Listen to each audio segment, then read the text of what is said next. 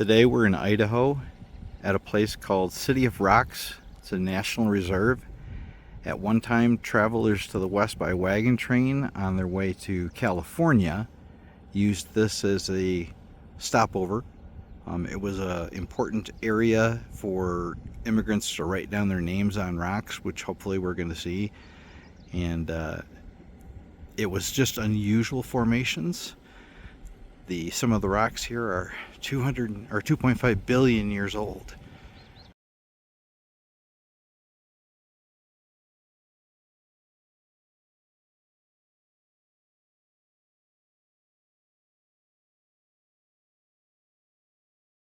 The Western settlers called it City of Rocks because it looked like a city that had been in ruins. The big white spires were out, unlike anything else in the area. They were formed by cooling magma under the ground surface that had been pushed up through tectonic activity, and over time the magma was exposed. It dried and became granite underground, and then erosion revealed it. You can see how the magma cooled in layers here. So the emigrants on wagon trains stopped here often over the course of about 40 years and left their names behind. So this formation is known as Treasure Rock. We don't really know why. There aren't any signs or anything that explain that. This is known as Register Rock. It's one of the many rocks here in City of Rocks that is full of signatures of emigrants who came through here on the California Trail. These are a little better preserved than some of the other ones that we've already seen.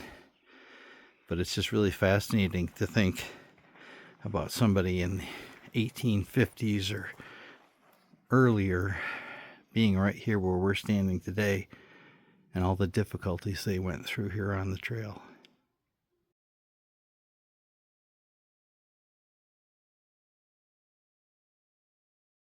So there's some open range here in the park, and we got a little cowboy action going on here in Idaho. So they don't just do potatoes. So this is supposed to be Elephant Rock. I don't know what it is, but everywhere out west that we've been that had rock formations named some rock Elephant Rock. I guess when they were doing the naming, elephants must have been a big deal. Okay, City of Rocks. It's definitely worth a couple hours of your time just to see the signatures of the people who came on the California Trail. It's kind of cool. There is no cell service, so make sure if you are going to hike, you have your routes all planned out before you get here, because you won't be able to look anything up. Realize all roads are dirt roads and quite dusty, and in some cases pretty rough. So make sure you have the appropriate vehicle for that. It is a very interesting place, and a lot of people actually camp in here, dry camp. We enjoyed ourselves. We spent about 3 hours here, and that was about all we needed to do.